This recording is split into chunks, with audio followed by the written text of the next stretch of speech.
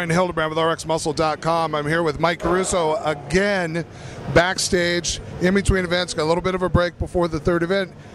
Tell me about this last event. When you don't have a choice as to what order you do them, how does that affect your strategy? Yeah, I think like I was saying before, the most difficult implements were the first ones. And, you kind of just have to put everything you have into it, because if you miss it, you're not going to be able to go on. Right. You, what was most impressive, a lot of guys struggle with the 250 dead weight with the lead. You smoked it, pulled it up, and almost a snatch all the way to the top. Moving from there, tell me about the keg. Everybody had a little difficulty bringing the keg up to height. It was a 275 keg, but unfortunately it wasn't solid, so the weight moved around a little bit as you picked it up, which makes it quite a bit more difficult. Right. And the axle was pretty.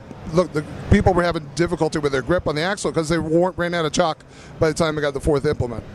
It was a fresh axle, so it hasn't been oxidized, it's not rusted up, and there's actually some stickers on it, so that makes it even more slippery.